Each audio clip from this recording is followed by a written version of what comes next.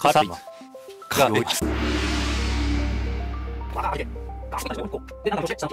はい、こんにちは。先日捕まえた巨大なオスの個体。割とえぐい大きさだね。あれの頭部をばらしていたらですね、ちょっと衝撃的な事実が見つかったので紹介したいと思います。僕福井県出身なんですけど、福井弁でね、捕まえるのことを、方言で茶まえると言います。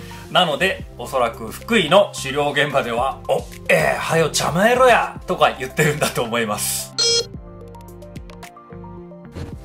この子ですね、頭部をばらしてね、白骨標本作ってる最中に発見したんですけれども、なんとね、この子の頬肉から他の個体のオスの牙が出てきたんです。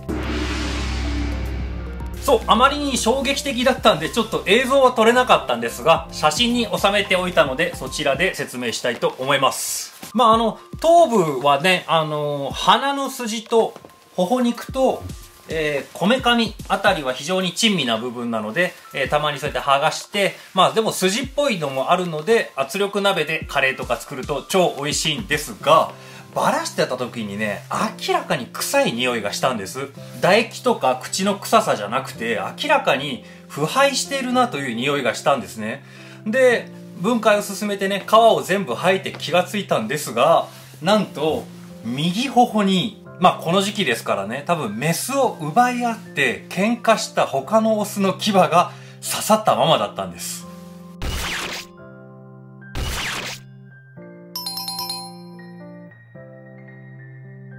これですね。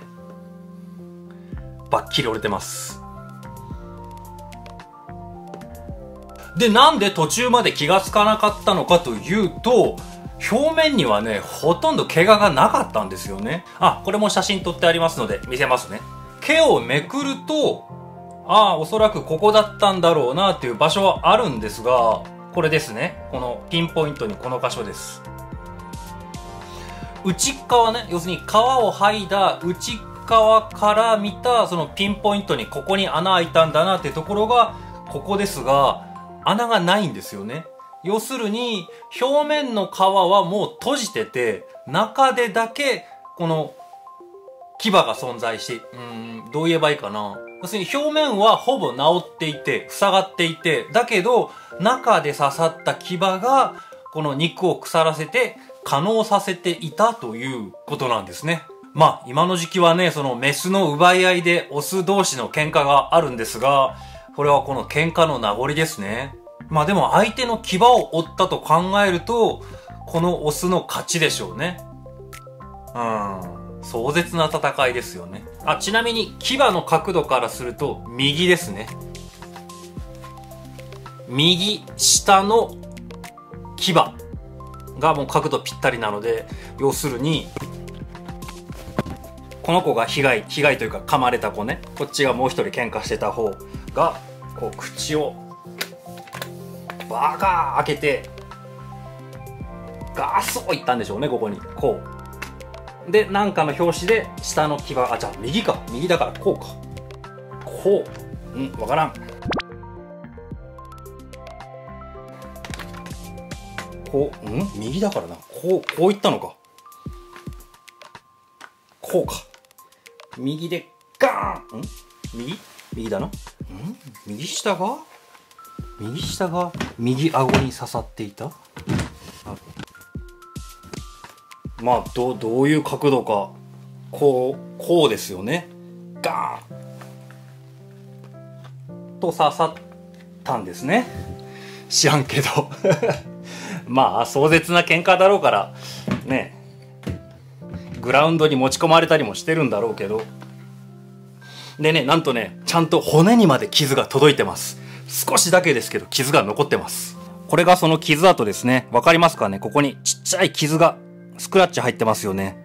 これは明らかに他の骨の部分にはない傷なので、偶然じゃなくてここに牙がヒットしたんです。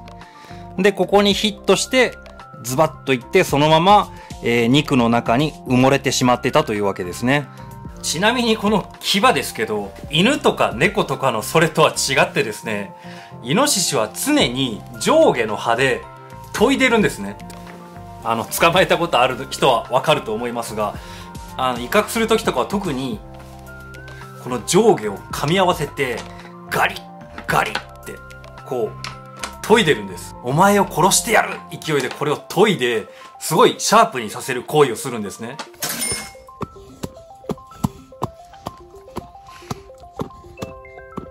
で、どれぐらい鋭いかというと、紙くらい平気で切れます。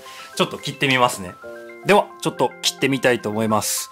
ここね、内側の方になるのかな。ジャンプで試し切りしてみますね。軽くさーっといってみます。紙が余裕で切れます。すごいですよね。こんなの使って喧嘩してるんですよ。